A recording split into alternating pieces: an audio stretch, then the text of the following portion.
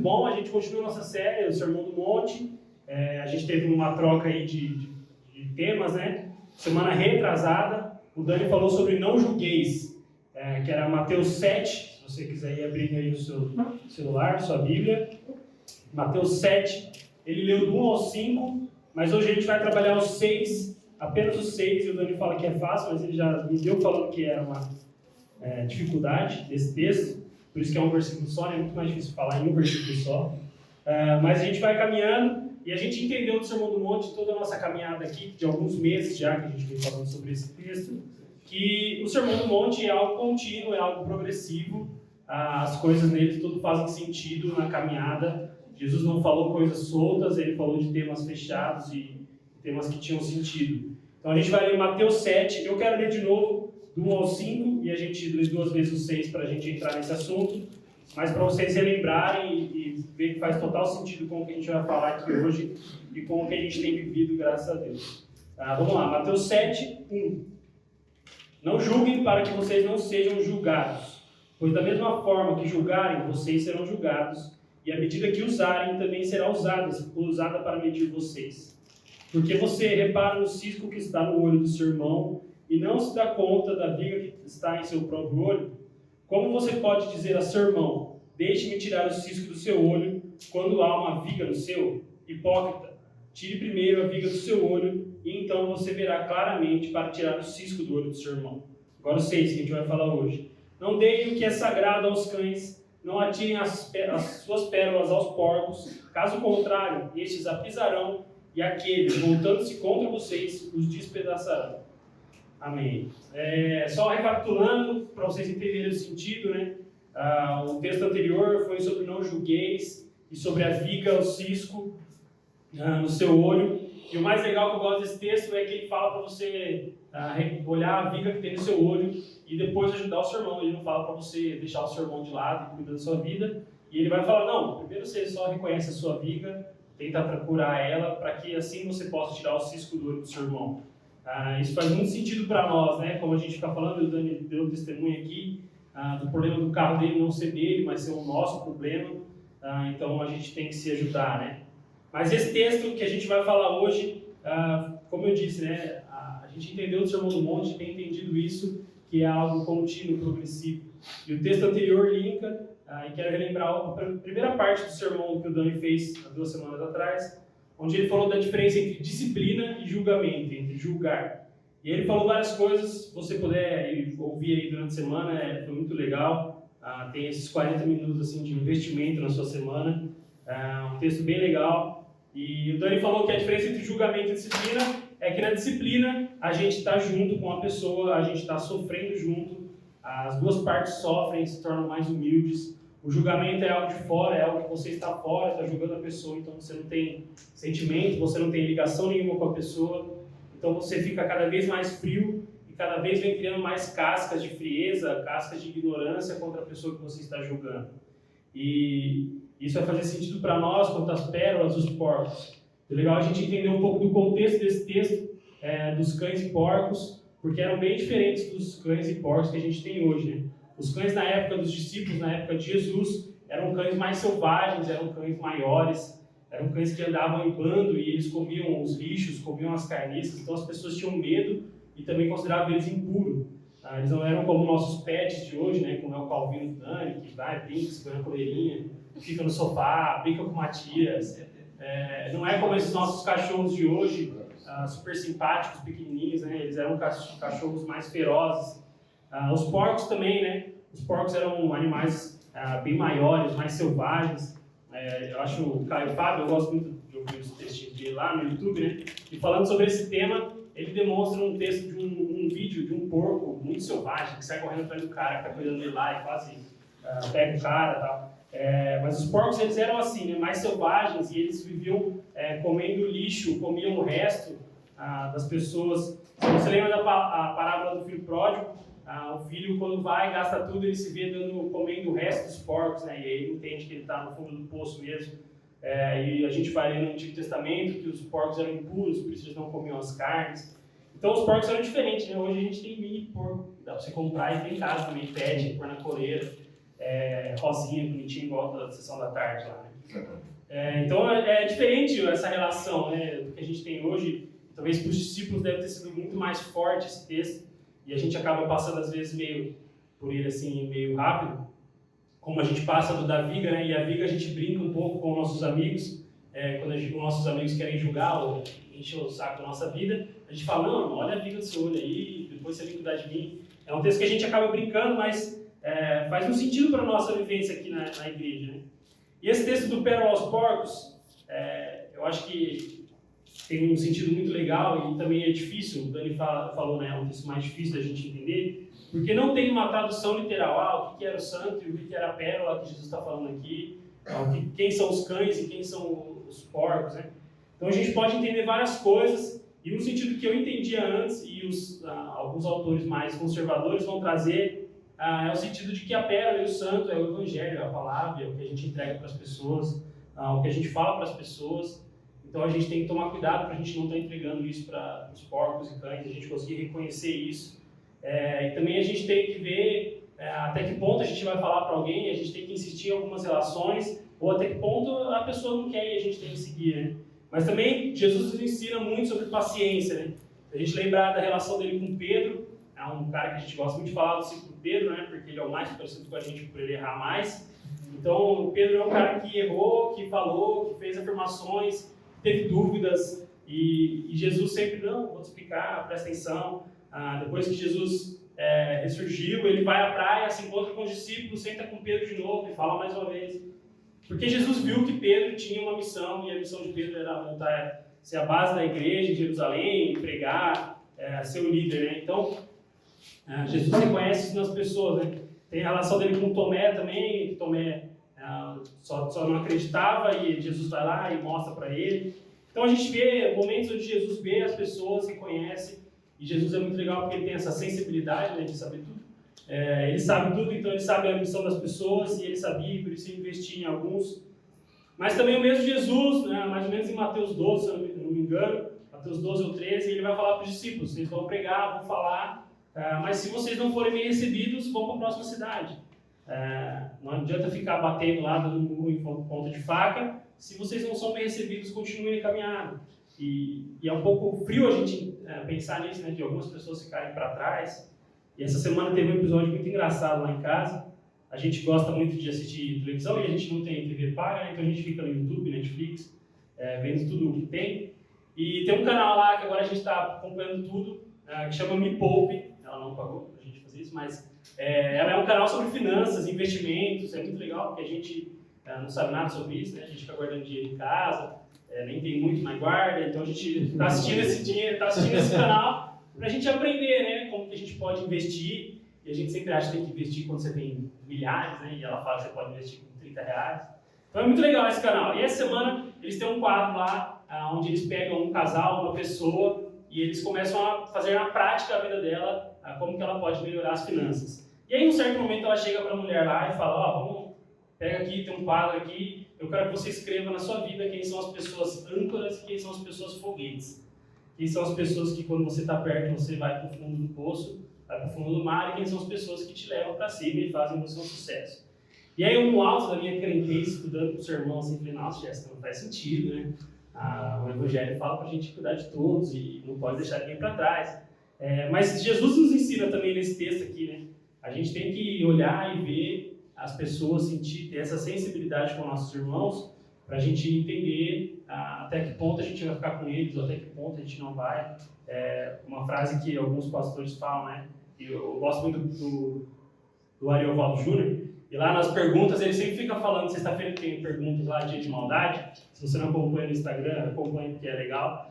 As crises que o povo tem, e ele vai sempre respondendo. E aí o povo pergunta quanto a gente deve insistir e tal, e quanto que a gente deve ficar na igreja, uma coisa assim. E ele sempre fala, lembra que Jesus já morreu por eles. Então não morra junto. Fique lá, ajude ele, o máximo que você conseguir, mas não também se mate por isso. Então faz sentido, né? Se a gente lembrar no texto de que a seara é grande, mas poucos são os trabalhadores, a gente vai entender que a gente precisa caminhar, não deixando as pessoas para trás. E tem um termo que a DOCA, a Sal da Terra, usa, que eu nunca tinha ouvido, assim, e a gente usa muito, o Paulo Júnior, o Dani, a questão de tornar indesculpável, né? Então, a nossa relação ter um afeto, um carinho que a gente vai se tornar indesculpável para a pessoa. Então ela não vai ter desculpas de falar, o pessoal me abandonou. Não, a gente vai caminhar com ela o máximo possível, a gente vai empurrando o máximo possível, mas ela tem que entender que são escolhas, né? Assim como a escolha de eu chegar aqui com uma barra de Lindt. Quem conhece Lindt, é um chocolate sensacional, o Arthur adora. Mas ele é sensacional e também ele é muito caro no Brasil. É bem caro, não se compara ao Nestlé que a gente tem de R$4 a barra. Então o Lindt ele é sensacional, é muito bom, é suíço, sei lá, é suíço, né? É um chocolate suíço, é sensacional. É muito bom. Tem na gaveta aí, Arthur. Se você quiser ir no shopping. Tem uma loja no shopping, né? Se você tiver a opção, uma oportunidade de comer, você vai ver a diferença dele com o Nestlé que a gente tem aqui hoje. Mas se eu chegar aqui e vender ele, você tem duas opções. Você pode comprar, ou você pode não querer comprar por duas opções também. Você pode não comprar porque você não gosta de chocolate. Tem pessoas que não gostam, não sei se elas são boas, mas elas não gostam de chocolate. E tem pessoas que não conhecem o Lindt. Então, para ela vai ser diferente. Ela come o Lindt agora, 11 horas da manhã, o que seria para mim muito prazeroso. Mas eu acho que é isso, né? A gente entender as pessoas e conseguir reconhecer e o que a gente está dando para elas. Né? E esses caras mais conservadores que vão falar sobre esse texto, vão falar também que a pérola, além do evangelho, além da palavra, a pérola são os cargos na igreja, são os presbíteros, os diáconos. E graças a Deus a DOCA, a Sala da Terra, entende que ser presbítero, diácono, pastor é uma vocação, é um ministério da pessoa. Não é simplesmente porque o povo acha ela mais legal e ela vai ser. Então a gente entende isso e esses caras vão nessa linha também, né? De que as pérolas da igreja, os irmãos vão pegar as pérolas para alguém, para as pessoas responsáveis, pessoas que Deus encaminhou para estarem ali na igreja como ministros, como diáconos, como presbíteros, do jeito que você quiser chamar. Mas é muito legal essa tradução, esse entendimento do texto, mas eu quero falar sobre um outro entendimento, quero focar aqui nossa pregação em um outro entendimento desse texto, e que faz muito sentido para a nossa vivência como igreja aqui, e essa graça que a gente tem de viver como família. É legal porque é simples, né? O Dani fala, né? O que a gente vive aqui é algo simples, não é algo totalmente rebuscado, mas é uma família. E como é difícil as pessoas entenderem isso, né? Minha mãe está ali, e a gente estava começando a DOCA lá em casa, lá em Americana, na DOCA, na casa dos meus pais. E tem sido muito bom, mas é um grupo de 10, 12 pessoas, né? E minha mãe vive na crise de números, né? A gente tem que ter mais gente sempre. E a gente sempre fica falando para ela, mãe, mas a gente está em 10, mas tem 3 aqui que nunca iram numa igreja, estão vindo, e a gente está conseguindo ser uma família para eles. Tem uma menina que chegou lá e chama minha avó de vó, no primeiro dia que ela viu lá, então ela já se sente em casa, já está em família. Como é algo simples a família, mas que a gente pouco viveu nas igrejas, né? Eu sei que vocês, a maioria aqui, são de outras igrejas, tem muito tempo de igreja, e a gente não teve essa graça, eu não tive essa graça de viver uma igreja família, assim, de todo mundo cuidar. Eu sempre fico dando o exemplo do Rubens e da Débora, eles sempre perguntam da Jéssica se ela não vem no domingo. Aí eles falam, cadê a Jéssica? Eu falo, não deu pra ela vir, você tem que vir pra cá. Eles sempre perguntam e eles ficam preocupados, porque eles nunca dormiram separados, e a gente, em 6 meses de casamento, dormiu muito mais que eles em 30. Então eles ficam muito preocupados, e como é gostoso essa preocupação, né, de viver esse ambiente de família, de pessoas que querem o nosso bem, sem quererem algo em troca, né, que a gente não tem muito para oferecer, mas as pessoas gostam e a gente continua caminhando, né. Mas é esse o sentido, né, da pérola ser algumas coisas que a gente consegue confessar para nossos irmãos. As nossas pérolas a gente consegue confessar, a gente consegue ter um ambiente gostoso para que a gente possa vir e se abrir e falar dos nossos pecados, das nossas crises, do nosso casamento. Por muito tempo a religiosidade acabou cegando a gente, deixando a gente mais frio por compartilhar, ou a gente só compartilha aquele pecadinho mais leve e deixa os mais cabulosos escondidos. E essa foi a discussão que a gente teve domingo na DOCA, e aí, contando um pouquinho de como está lá, né? A gente está seguindo o Sermão do Monte. Tem sido muito legal, mas a gente lá reúne 2 vezes, então a gente está bem atrás. A gente está falando sobre o não matarás, né, onde Jesus fala, vocês têm ouvido o não matarás, mas eu vos falo que se vocês estiverem se irando ou falando contra seu irmão, vocês já estão em julgamento. E a gente foi falando disso, e a gente entrou no assunto de que não matarás, também viu um pouco da religiosidade, que a religiosidade já matou pessoas, não fisicamente, mas ela acabou matando, cegando pessoas que foram lá. Com certeza você conhece algum episódio da pessoa que foi lá e falou que fez um pecado entre aspas, mais grave que os outros. E a igreja, em vez de cuidar e disciplinar, essa palavra que a gente teme tanto, né? Disciplina, de ser algo que exclui, mas como a gente viu e o Dani falou, né? A disciplina é algo que aproxima a gente, que faz a gente sofrer junto, e a gente não precisa expor a vida da pessoa, mas a gente já viu isso nas igrejas, onde essa religiosidade acabou cegando os líderes e eles exporam as pessoas, expor as pessoas e as pessoas ficarem doentes. E lá no final da DOCA, a gente tem a graça de, como lá a gente tem mais tempo, de conversar. No final a gente abre para as pessoas falarem, né? A gente está em 12, 13, 15, então dá para todo mundo falar um pouquinho e falar o que está sentindo da pregação, ou quais são as suas dificuldades. E lá a gente foi falando e a gente vê essa dificuldade que a gente tem hoje em dia da relação, a dificuldade que a gente tem de ser família, de ser irmão, né? E eu falei que a gente precisa considerar mais os outros nossos irmãos, para que a gente dê vida a eles, para que a gente viva juntos. E aí uma das pessoas falou, eu acho muito legal e eu acredito nisso, mas também é muito difícil ter essa ideia para mim, porque eu tenho irmãs muito bem relacionadas comigo, que a gente se dá muito bem, mas meu marido tem irmãos que não se falam, não sabem quando é aniversário. Então é difícil a gente ter essa relação de irmão, né?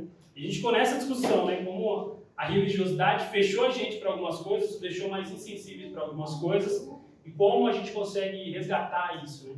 E eu acho que esse texto vai falar um pouco isso, né? Da gente ter essas pérolas e o que é santo em nós, que é a nossa família, a nossa alegria de estar junto, fundados em Jesus, com a base no Evangelho, na Bíblia, mas entendendo que a nossa relação ocorre por causa de Jesus e esse ambiente de amor que a gente consegue construir com nossos irmãos, esse ambiente parece que simples, despojado, simples, que a gente está brincando lá, tomando café há 20 minutos atrás, e a gente consegue conversar, e durante a semana a gente consegue se encontrar e se relacionar. Eu acho que isso é entregar nossas pérolas às pessoas, né? E reconhecer também quem são os porcos e quem são os cães, né? Com certeza na sua vida você tem inúmeras pessoas que você tenta caminhar junto há um tempo, mas essas pessoas fazem mais mal para você do que fazem bem. Na minha adolescência eu sempre fui uma pessoa muito, fugiu a palavra, mas sim, uma pessoa que se moldava muito a um grupo. Então, se eu estava lá no grupo da igreja, eu era o santinho, se eu estava no grupo dos meninos da escola, eu era quase ao contrário. Sempre fui muito assim, a Jéssica tinha essa crise, o Dani tinha essa crise comigo, porque quando eu estava lá na reunião de adolescentes, eu era o líderzinho que ficava bem, e era o santo, e aí eu ia para a escola e era quase o demônio, assim, com meus amigos, e fazia bullying, e era... Minha mãe sabe as crises que eu tive na escola, né? Tive muitas, mas a gente tem que entender que, graças a Deus, hoje a gente vive num ambiente bom, né?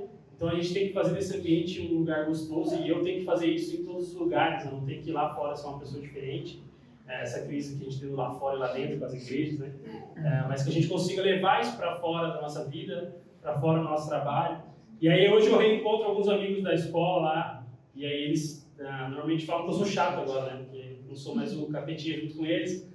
Mas é legal porque a gente consegue se comunicar e ver que a vida foi passando e a gente agora entende um sentido na vida. Eu continuo vendo amigos que estudaram comigo, têm 25, 26 anos, e estão totalmente perdidos na vida com esse tempo, porque eles não tiveram um ambiente gostoso. E o pior é que muitos viveram em igrejas, muitos passaram por igrejas que mais machucaram e mais deram traumas dentro do que a gente tem vivido aqui. Graças a Deus a gente não teve nenhum fato disso, né, que a gente causou um trauma na vida de uma pessoa, foi muito triste para ela estar aqui. Graças a Deus a gente tem alguns testemunhos de graça aqui, onde casais foram restaurados, ficaram muito em crise, mas foram restaurados. Então é graça mesmo, né? Eu queria comentar sobre um local onde eu achei que seria um local muito bom e santo, mas foi um local que a gente mais se encobriu do que foi santo. Eu fiz seminário 3 anos, né? Saí ano passado. Lá é um ambiente muito gostoso, seminário. Muito gostoso você ficar um ano, você ficar 3 dá uma cansada. Mas é muito bom lá, o JV é gostoso. E a gente morava lá em 13, 14 homens juntos. Então os 13, 14 homens juntos já é ruim. Ainda mais no seminário, onde alguns chegam lá achando que é todo mundo santo, alguns já chegam sabendo que ninguém presta. Mas a gente vivia nesse lugar e era muito gostoso, a gente tinha conversas longas sobre nossas crises, nossas dificuldades. E sempre tinha um assunto que vinha à tona, e aí eu vou pôr aqui para vocês, porque a gente é uma família sem crise. E aí todo mundo lá tinha problema, ou teve, ou já foi curado, com a pornografia. Tudo homem, desculpa irmãos, algum dia você teve essa crise na sua vida. Lá a gente estava todo mundo na cidade dos 20, 25, 18 anos, e todo mundo já tinha passado, ou estava nessa crise ainda. E era alguma coisa que a gente brincava e passava a mão, passava o pano e pulava, ia para o próximo assunto. A gente nunca tentou tratar isso um no outro, curar isso um no outro. E como é ruim um ambiente que isso acontece também, um ambiente onde nossos pecados, a gente consegue expor eles, a gente não consegue tratar, a gente não consegue ver, ou a gente vê que todos os irmãos fazem igual. Então a gente não estava muito feliz com isso, e a gente acabava passando pano. Hoje, graças a Deus, eu tenho contato com os meninos, a gente já pulou essa crise. Mas não foi por causa desse ambiente de seminário, que era para ser um ambiente da gente se curar, foi por causa das igrejas que a gente vive hoje, a família. Mas a gente acaba passando muito pano em algumas coisas, né? Eu gosto muito do e-sports, é a nova coisa da atualidade, né? Que são os esportes eletrônicos. Se você não sabe, fique sabendo que vai vir, está chegando com muita força e tem mais premiação que o futebol já. Então é um negócio muito forte, mas é um ambiente também assim, bonito na televisão, mas dentro lá deles é muito tóxico. E essa semana foi um ambiente tenso para eles lá. Teve uma festa domingo para segunda aqui em São Paulo, na casa de um dos jogadores, e estava todos os jogadores, tinham 50 jogadores lá do cenário dos esportes eletrônicos, e aí teve um abuso dentro da casa onde estava tendo, e era um jogador muito famoso, um dos melhores do Brasil. Ele abusou de 2 meninas dentro da casa. Abusou assim, passou a mão, né? Não teve algo mais, mas é um abuso. Passou a mão em 2 meninas. Isso gerou um conflito, todo mundo expôs, e hoje o povo pode expor na internet, né? Então já foram lá no Twitter, falaram, não colocaram nome, mas colocaram toda a situação. E esse cara, esse mesmo cara, não tem provas desse fato que ele fez, só as 2 palavras das testemunhas que foram abusadas, não tem câmera, não tem mais gente que viu, mas esse cara já tem mais 2 vezes que ele fez isso. Isso já aconteceu 2 vezes com ele, e sempre passaram um pano no cenário. O cenário, os donos do cenário, assim, dos jogos, passaram um pano para que não ficasse manchada a história. E como a gente faz isso às vezes com nossos irmãos, né? Eu lembro que lá no seminário eu tinha um grande amigo meu, que era um dos que mais tinha problema com isso. Ele sempre vinha e falava dessa crise dele, e eu falava, irmão, já tive, beleza, não pode. E a gente não trata, e a gente não cuida, né? E como a gente precisa ter esse ambiente mais saudável, porque como no texto diz, o texto finaliza falando que os porcos vão ver que as pérolas não são pérolas, e eles vão voltar e vão amassar as pérolas e vão voltar a destruir quem as deu. Então a gente precisa entender a nossa pérola, que a nossa vida é algo precioso, e a gente está dando para o nosso irmão, e o nosso irmão está dando ela para a gente, e a gente está caminhando junto, está compartilhando junto, e a gente tem entendido isso aqui, e graças a Deus a gente consegue compartilhar nossas crises, compartilhar nossos medos, e a gente consegue ser curado, apesar de isso doer muito. A gente vem acompanhando um caso que a gente vem cuidando, e é difícil as pessoas, e como as pessoas sentem falta desse ambiente, né? Lá na DOC americana, a gente tem um menino lá, um pouco, na minha idade mais ou menos, que era muito católico e começou a ir lá por causa da namorada, a namorada foi embora, ele continuou indo. E como é legal ele sentir esse ambiente de casa, e ele fala, eu gostei muito de estar aqui, eu nunca ouvi sobre Jesus. Eu ia na igreja católica, era tão distante assim da gente, mas eu venho aqui e a gente fala sobre Jesus numa simplicidade, a gente vive numa simplicidade, a gente come, sua avó vem e traz bolo e a gente consegue comer e continua conversando. E alguns me mandam mensagem e eu falo com ele durante a semana, e ele fala, gostoso sentir esse carinho, né? Gostoso sentir essa graça do Evangelho, do Reino, que muitas vezes a gente não conseguiu fazer na nossa vida, né? Infelizmente a gente demorou para cair nesse senso e conseguir entrar nessa doca que faz isso. Como tem outras igrejas que fazem também, né? Não é a gente que é o certinho. Mas quando eu testemunho sobre a doca, e eu falando da semana passada lá em Americana, né, de uma crise que eu e o Dani a gente vive, que as pessoas sempre ficam perguntando quantas pessoas tem a doca. Sempre perguntam, e hoje eu vou falar para as pessoas que a gente está começando a doca, e a primeira pergunta é sempre quantas pessoas tem. Eu falo, meu irmão, mas é 10, 12, o Dani fala que tem uns 40, 50, 60. A gente não sabe, tem dia que vem 40, hoje tem 45, semana passada tinha 33. A gente vive nesse momento, a gente é 33 ou 45 que está preocupado com o cabelo do outro, 33 ou 45 que está se cuidando, que está botando o dedo na vida do outro, mas com amor, não com ódio, não com acusação, não com julgamento. Então é isso que a gente tem vivido e é uma graça. Eu queria concluir e já caminhar aqui um pouco porque a gente vive hoje, que é a ceia, é um momento especial, onde a gente entendeu como doca, como sal da terra, que a ceia não é algo meu com Deus, é algo meu, seu e com Deus. Então a gente vem aqui, e você vai ficar à vontade, o Dani vai falar um pouquinho, explicando mais ao certo como é que a gente faz, mas é um local onde você cria novamente uma aliança com a pessoa que está do seu lado. Então se você é casado, a sua aliança fica renovada. Se Se você não quer renovar, você tem com outra pessoa. Mas a aliança aqui da gente fazer a gente recriar essa aliança como um sinal da ceia. Presta atenção. Tá. Mas a ceia pra gente significa isso, né? A gente realinhar ou reanimar essa aliança, relembrar essa aliança que nós temos com o outro. Por isso que a gente pega aqui, você serve alguém do seu lado, você vai falar um pouco, conversar de como está a sua vida, as suas crises, ou o que você quiser conversar com outra pessoa, algo que você vai compartilhar com ela. E a gente tem essa graça de viver isso aqui, e a gente gosta muito da ceia, porque é mais um momento onde a gente está conversando com alguém que a gente ama, compartilhando e lembrando do que Jesus fez por nós, onde Ele toma o pão, dá graça, serve e fala pra gente fazer a memória dele, né? Então é algo que significa isso, né? Quando a gente senta com o nosso irmão e a gente vai falar, não, a gente está compartilhando, eu estou compartilhando a minha pérola, pegando a sua, e a gente vai viver na graça, tentando se restaurar, a gente vai viver aqui nessa luta constante que é a conversão, que é a gente ser alguém melhor, ser alguém mais parecido com Jesus. Então a ceia significa isso pra gente, né? Esse momento que a gente pode ver o nosso irmão cara a cara e reafirmar isso com ele. Falando, não, a gente vai estar junto, a sua pérola está bem guardada comigo, eu não vou pôr na internet amanhã esses problemas, a gente vai curar aqui, a gente vai se restaurar. E como isso é bom, né? A gente entende na Bíblia que a gente precisa compartilhar, né? Nosso fardo às vezes é pesado e Jesus já fala que ele alivia, e se a gente compartilha com os irmãos, ele alivia mais um pouco, né? Então é muito, e eu fico martelando essa ideia da relação lá em Americana, né? E falo, não, gente, os seus problemas não são seus, são nossos. Você pode vir aqui compartilhar, nós vamos ajudar. Seus problemas, suas alegrias também não vão ser só suas, não, vão ser nossas. Então a gente tem essa graça de viver essa família mesmo, né? Talvez sua família, hoje em dia a gente tem muita crise da família, né? As crianças de hoje, a maioria nasce com pais se separando ou passam por essa fase. Então a gente tem que resgatar essa família, um ambiente onde a gente consegue se amar, apesar de nossas diferenças, né? Da gente ter um irmão que é mais chato, um irmão que é mais legal, isso faz parte. A gente ama todos os irmãos e ninguém mexe no nosso irmão, é só a gente que pode brigar. Então que a gente brigue em amor, que a gente se cuide, e a ceia representa isso pra gente, mais uma vez, né? Reafirmando essa aliança. Quero chamar o Dani aqui para ele conduzir esse momento, se tiver mais alguma coisa para falar também, e orar antes disso.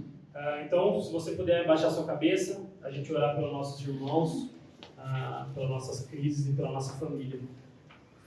Pai querido, nós te agradecemos porque o Senhor se faz presente aqui, e a gente pode ver o Senhor através das nossas relações, a gente pode ver o Senhor nas outras pessoas aqui, e a gente consegue cuidar um pouco do nosso irmão. Nós te damos graça por isso, Pai, porque os problemas de um é o problema de todos, e a gente consegue compartilhar os problemas, as dificuldades, as alegrias, e a gente fica muito feliz quando o irmão recebe uma notícia boa, a gente fica triste quando ele recebe uma notícia ruim, e isso é graça, a gente conseguir compartilhar isso. Um ambiente simples, mais saudável, um ambiente sem crises, mas um ambiente de cuidado e restauração. Nós te agradecemos por isso, que o Senhor faça isso mais presente em nossa vida todos os dias, que a gente possa levar isso para a nossa família, para o nosso trabalho, para que elas possam ver a gente parecidos com o Senhor no nosso dia a dia, nas nossas crises no trabalho, no nosso estresse da semana, que a gente possa ser mais parecido com o Senhor. Te agradecemos por esse momento, em nome de Jesus, amém. Amém.